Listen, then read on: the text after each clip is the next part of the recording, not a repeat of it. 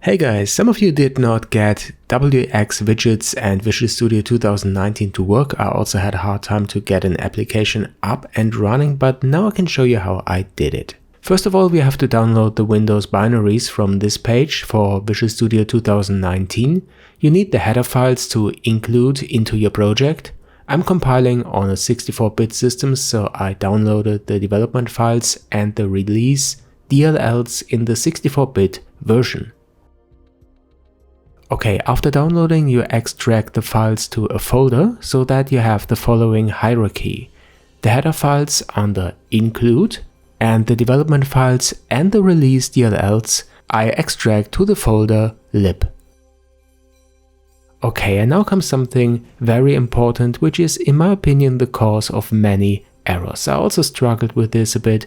This folder with the WxWidgets libs that your linker will need in your project had to be renamed, because when you extract the download it is named VC14X, and this folder won't be found when you compile and link your project. So you have to rename it to the toolset that you are using, which is by default 142 when using Visual Studio 2019. Very important.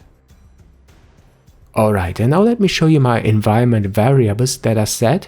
First, WxWin to the WxWidget folder in version 3.1.3.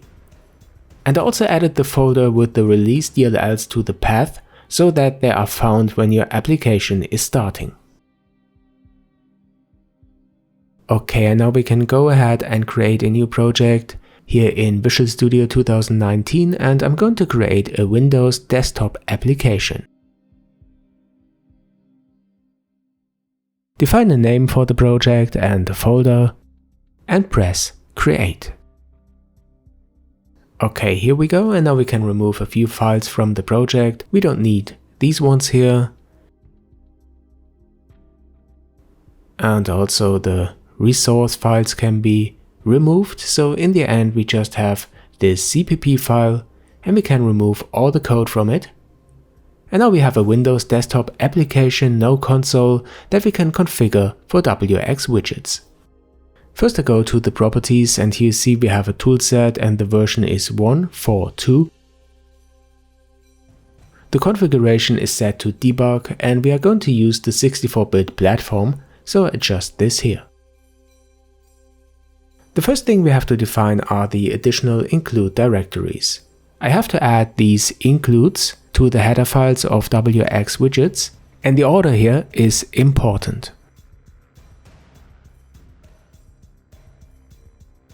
You can open this dialog to check if they are evaluated to the correct folders.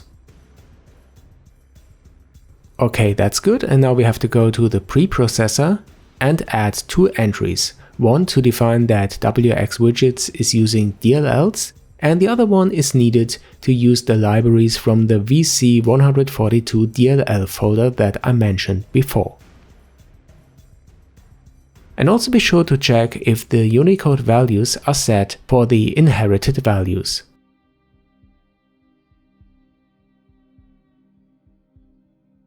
Now the last thing is to add the additional library directory. We can navigate to this.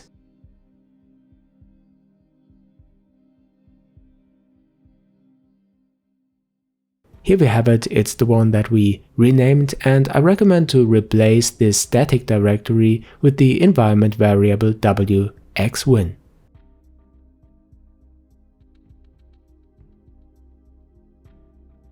Okay, great, that's it. Let's go to the web page with a simple example for a WxWidgets application, and here we copy the whole code, and in our project we paste it to the empty CPP file.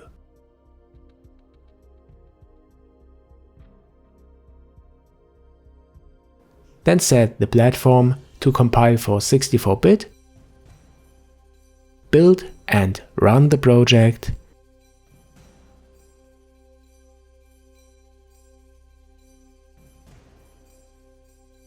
and here we go. Alright, and now we have a working example for WxWidgets, C++ and Visual Studio 2019. Now, how about creating an OpenGL application with it? Let me know if you're interested. By the way, I will add the project to my webpage, the link is added to the description, so that you can get it from there. See you soon guys on Jayanam.